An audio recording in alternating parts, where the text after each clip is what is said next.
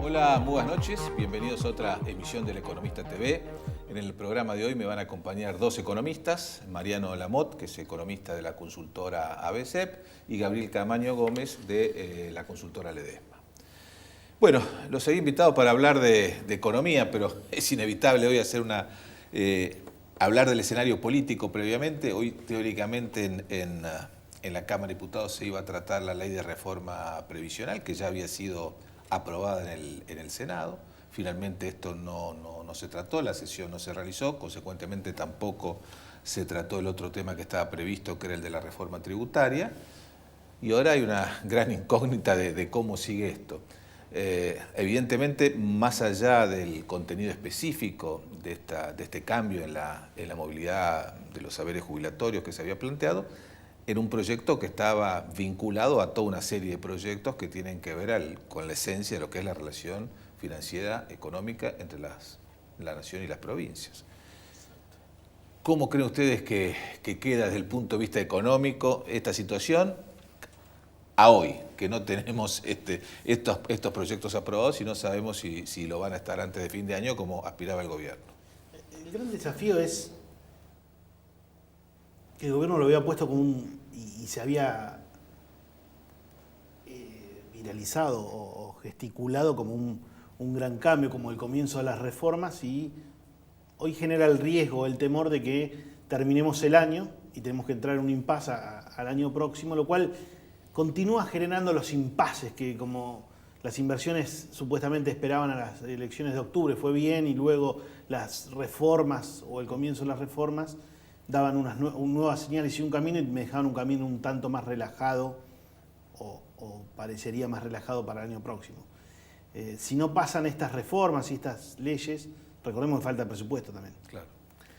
Bueno, perdón, Mariano, lo que pasa es que el presupuesto se suponía que venía al final. Porque, sí, bueno, necesita... vos no sabés si tenés impuesto al cheque, Exacto. no tenés impuesto al cheque, cuántos recursos vas a tener, cuántos no. Yo creo que la reforma impositiva, más allá que le van metiendo un montón de manchas, termina siendo era una vaca marrón y termina siendo una vaca volando. Sí. La verdad es que esa es mucho más fácil que pase. No obstante, el cambio previsional está atado a otro acuerdo federal provincial que genera una discusión de cómo se sigue, porque son hermanos mellizos que tienen que ir juntos, claro. No pueden ir separados de cara a la representación. Entonces, más allá de el hecho de político de hoy, el hecho de los manifestantes, de que se levanta la sesión, genera la duda cómo se termina el año y cómo te alarga los plazos para comenzar a transitar un escenario de mayor tranquilidad. Sí, el impacto es ese, el impacto es el costo fiscal. Esto permitía financiar que es feo decirlo, pero permitía financiar parte del costo fiscal que tenía el consenso federal, que buena parte de ese costo, arreglándolo en la provincia de Buenos Aires y arreglando temas pendientes con las provincias, con el resto de las provincias, lo había asumido la Nación. Con esto en parte compensaba, con lo otro que compensa es con las utilidades del BNA. Y bueno, sin esto eso queda desfinanciado, por decirlo de alguna manera. Habrá que ver qué implica eso, si implica que se frena o implica que redobla la apuesta o implica que asume el costo de una meta fiscal más difícil de alcanzar porque perdería este financiamiento o lo que flexibilice por este lado implicará un mayor costo para el gobierno, un mayor costo fiscal. Pero sí, en realidad coincido. Esto era una parte fundamental del paquete del consenso federal. Habrá que ver cómo resuelve, dónde encuentra la continuidad el gobierno. En principio el quórum lo tenía, entonces en realidad parece ser más una demora que un jaque final al paquete. Sí, lo que pasa es que era un quórum muy ajustado de 129, dicen que 130 en algún momento, pero para tener garantías de la sanción de la ley requería indudablemente una presencia mucho mayor, ¿no? Sí, y las dudas ganó como el no a esa ley, ¿no? Al levantarse. Se podría hacer esa primera lectura, ¿no? Muy fría, muy rápida. Que luego no genere escaladas en la época del año, conocemos los diciembres, la conflictividad, hablamos un poco antes. El timing quizás no fue el mejor. O sea, y otro diciembre más en el cual el año pasado empezó con el tema de impuestos a las ganancias y claro, se lo dieron vuelta y perdió. Sí, además los márgenes que tiene el gobierno para modificar el proyecto no son muchos, porque cabe recordar que este no es el proyecto original. El proyecto original que había mandado el gobierno al Senado incluía un ajuste solo tomando en cuenta el índice de precios. Y allí, los senadores peronistas, liderados por Pichetto, introducen este 30% ajustado por salarios. Muchos senadores peronistas votaron porque esto que se iba a tratar hoy, reitero, había sido ya aprobado en el Senado, con lo cual, si ahora el gobierno le acepta muchas modificaciones a este proyecto, deja desairados a los senadores que lo habían aprobado, con lo cual al gobierno le va a costar mucho en el futuro pedirle algún acuerdo político a esos senadores porque los deja mal parados, ¿no? Que al fin y al cabo son los gobernadores, son los que tienen más relación directa con los gobernadores. Sí, pero bueno, es cierto que los gobernadores saben que esto forma parte de un paquete que, como decía, son primos hermanos, por decirlo de alguna manera, si no lo llamamos gemelos, y ahí está el compromiso político que ellos asumieron, si no la cuenta al Estado Nacional no le cierra, digamos. Claro. Bueno, hoy, curiosamente, al momento de pedir el levantamiento, tampoco, lo hizo Elisa Carrió y no, como uno hubiera supuesto, el presidente del interbloque, que es Mario Negri. Elisa Carrió dijo, además va a haber una compensación para esta diferencia entre lo que cobrarían los jubilados con un sistema u otro. Va a haber una compensación que creo que, me parece que más de un diputado se tomó conocimiento de esa supuesta compensación que podría llegar a haber para cubrir estos casi 10 puntos de diferencia que hay entre los dos sistemas. ¿Es viable eso desde el punto de vista económico, más allá de lo que haya dicho Carrió? A ver, la situación fiscal es muy estrecha. La curva del gasto en jubilaciones y pensiones, bajo el esquema actual de ajuste, tiende a ser explosiva y a anular cualquier capacidad fiscal de poder gastar en otra cosa que no sea en eso. Después podemos discutir la necesidad de compensar, de ajustar, llevarlo a niveles del 82% como correspondería de la ley, etcétera, etcétera, pero era necesario darle una previsibilidad y una sustentabilidad. No hay mucho margen ni muchos grados de libertad para dar demasiadas compensaciones.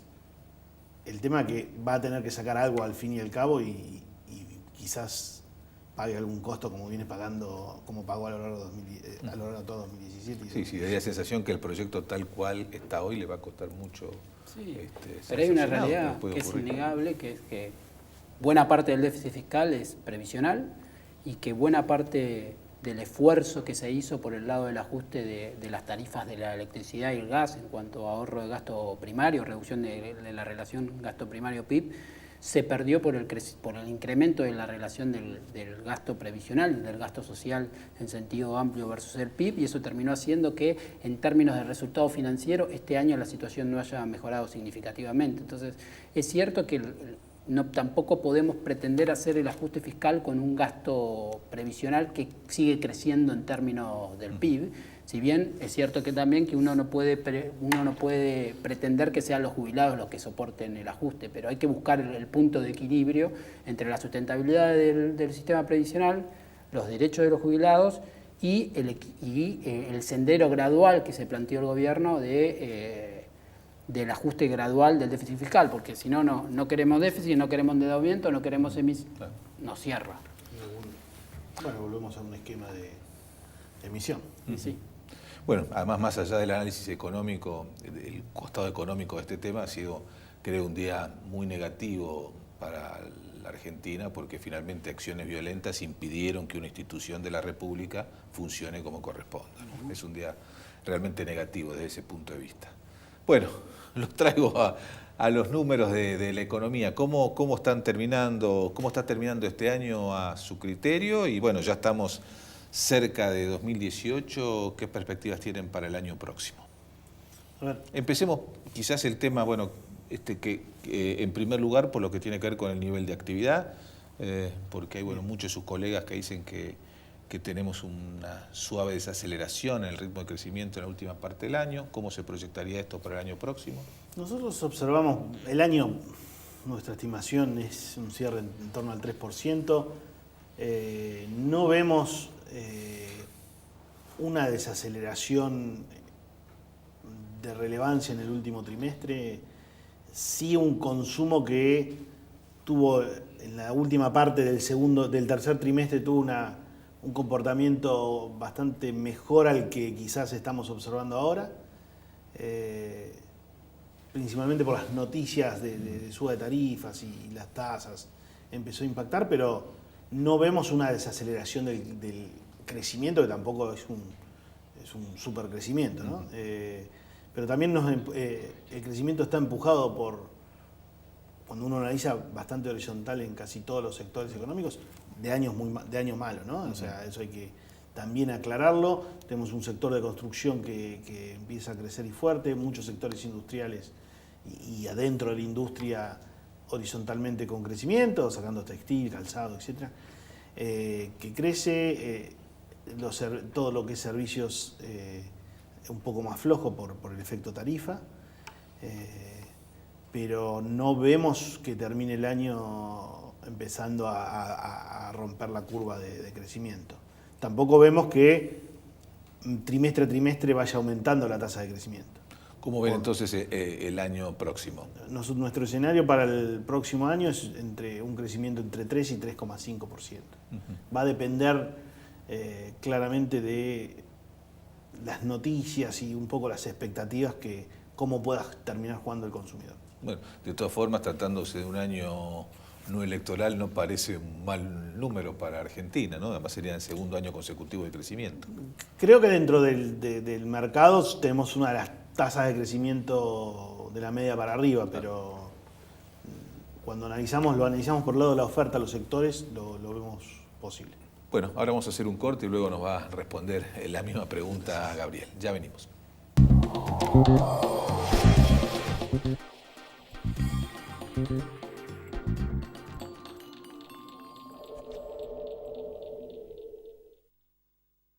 Con Veladero, produciendo desde hace 10 años en San Juan. Barrick, Argentina. En IRSA Propiedades Comerciales impulsamos desarrollos inmobiliarios apostando a mejorar las condiciones de vida de las comunidades donde operamos. A través de acciones con el público, en alianzas con ONGs, trabajamos sobre los ejes de niñez, educación y cuidado del medio ambiente. IRSA Propiedades Comerciales. Construir sin destruir. Un banco presente junto a todos los argentinos. Banco Nación. Calidad sin fronteras.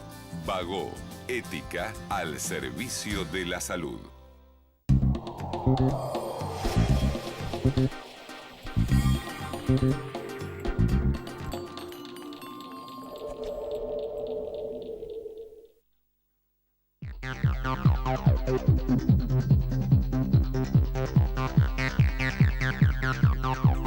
Seguimos conversando con los economistas Mariano Lamotte de la consultora ABCEP y Gabriel Camaño Gómez de la consultora Ledesma. Bueno, cuando teníamos el bloque anterior le habíamos preguntado a Mariano sobre sus hipótesis de proyecciones y pronósticos de crecimiento para lo que va a dar finalmente 2017 y lo que puede ocurrir el año próximo. Bueno, y ahora te traslado la pregunta a vos, Gabriel. Sí, nosotros creemos que este año va a dar 3, siempre dijimos más o menos 3, alguna vez dijimos 2,9, pero siempre nunca más de 3. Estamos juntando las monedas a ver si llegamos a 3, pero vamos a quedar ahí de 3.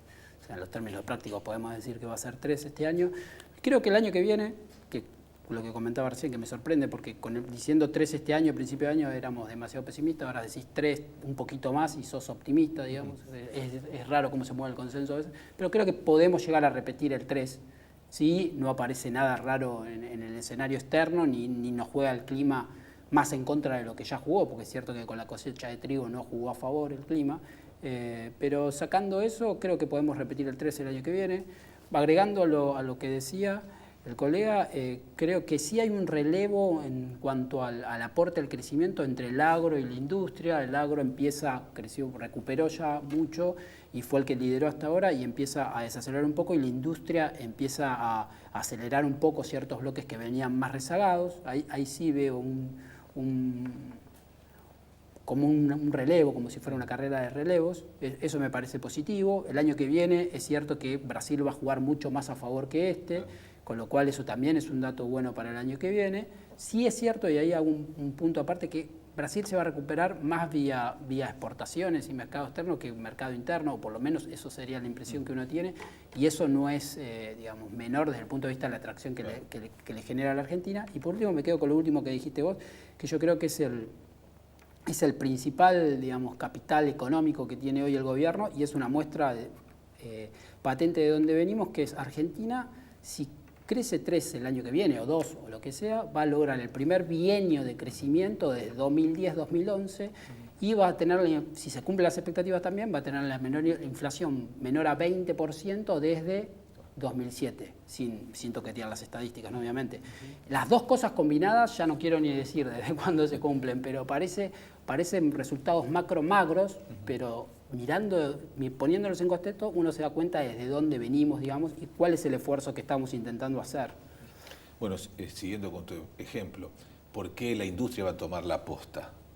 Básicamente por Brasil. Yo creo que hoy precisamente, perdón, el ministro de Hacienda de Brasil, Meirelles, dijo, bueno, el año que viene la economía de Brasil va a crecer 3%. El pronóstico supera, digamos, lo que dicen sus colegas brasileños, que hablan de una cifra algo menor, pero no mucho menor. Eso va a ser el motivo, ese va a ser el motivo principal de esta posta que tomaría la industria en materia de crecimiento el año que viene. Yo creo que es uno de los factores que tienen más a favor, digamos. La industria, a diferencia de este año, Brasil de su lado, y en contra el menor dinamismo del sector transable de la economía en general, que le genera una demanda de productos también importante, digamos. Pero lo más a favor que tiene el año que viene, y la industria argentina tiene muchas ramas que son muy dependientes de Brasil porque están muy integradas, ya sea que sea comercio administrado o que se producen bienes intermedios e insumos desde los dos lados de la frontera. Creo que la recuperación de Brasil es por lejos el factor más interesante que tiene la industria para el año que viene. Bueno, Gabriel hizo referencia al tema de la inflación, que bueno, además de crecer va a bajar la tasa de inflación el año próximo. En eso creo que hay coincidencia.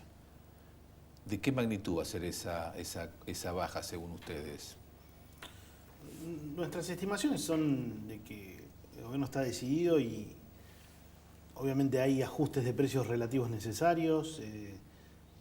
Hay que ver cómo se mueve el tipo de cambio, pero no vemos grandes saltos que puedan generar pasaje a precios consistentes, y una decisión de tener tasas de interés reales positivas altas, como las tenemos hoy en día.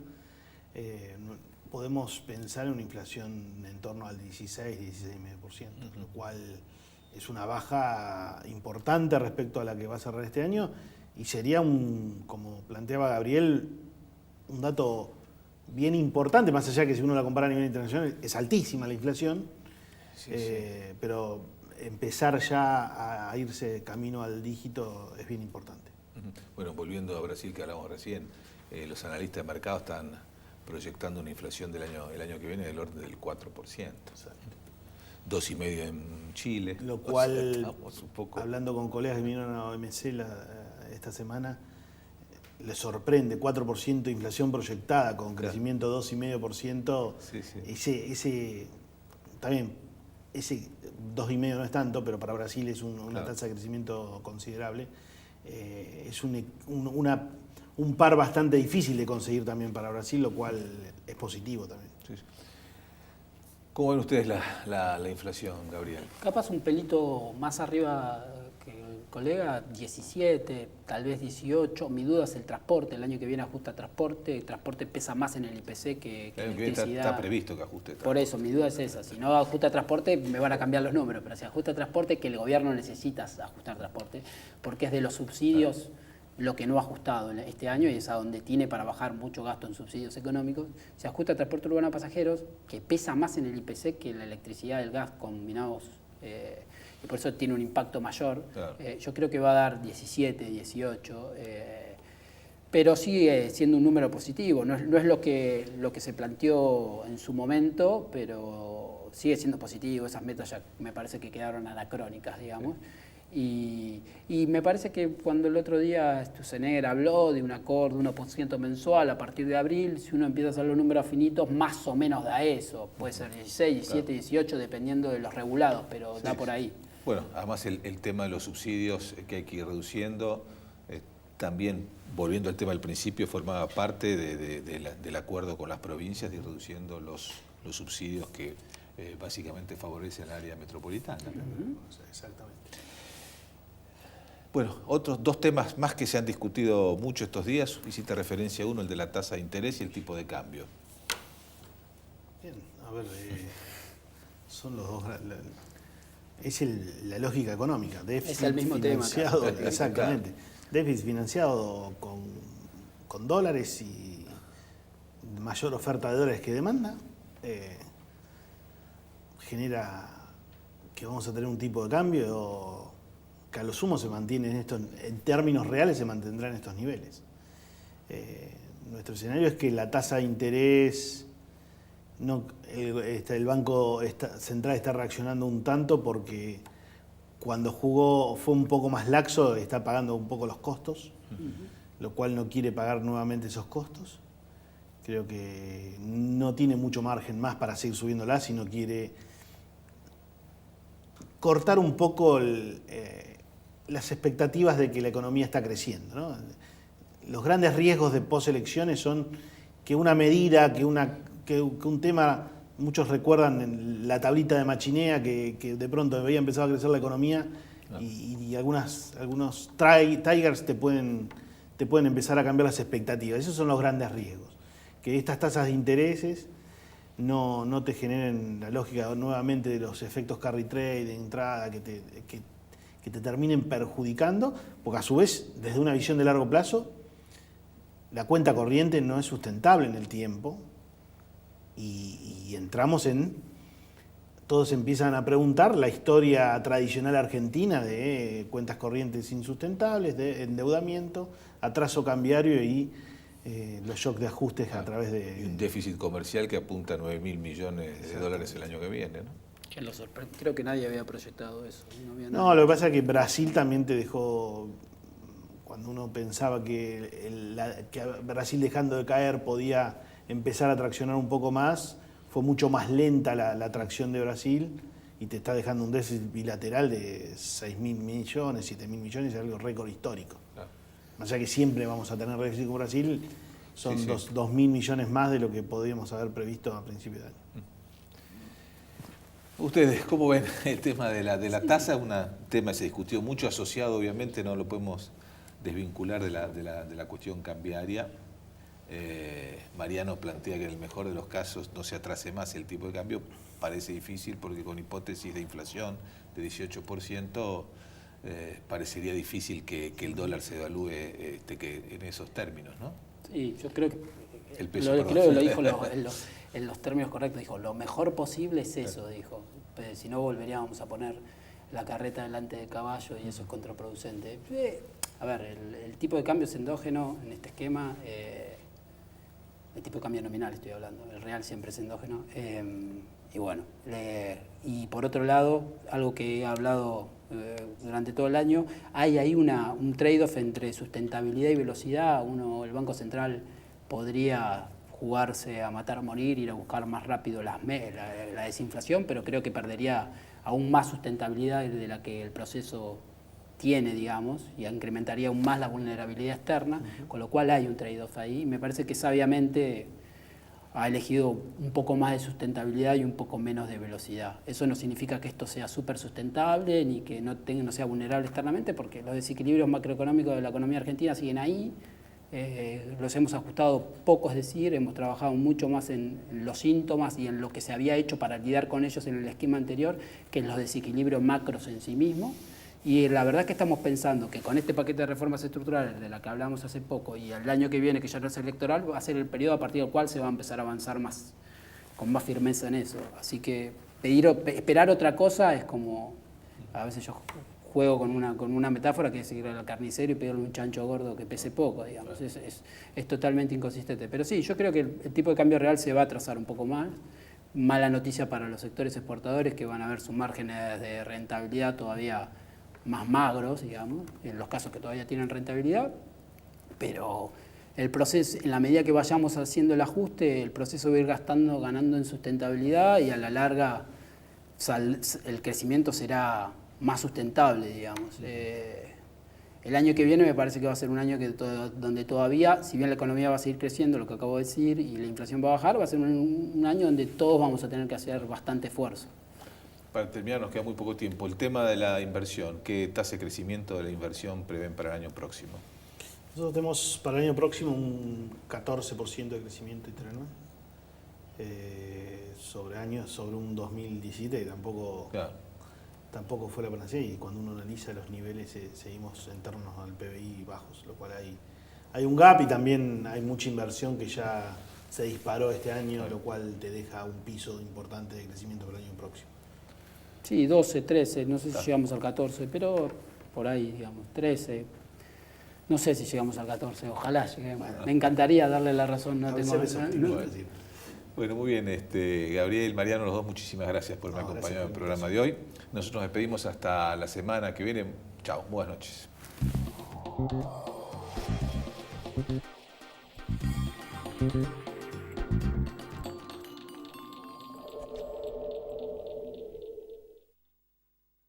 Santander Río está comprometido con el futuro del país, generando empleo y crecimiento en cada comunidad.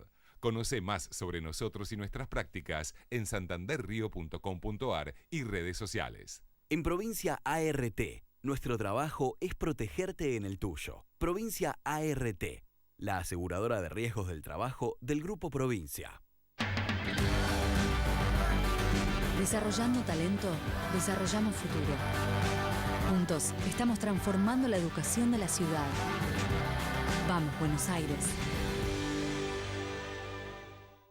Grupo Petersen, desde 1920, construyendo el país. Es posible que tu aporte para cuidar el agua sea una gota en el océano, pero sin tu aporte, al océano le faltaría una gota. Es un mensaje de AISA.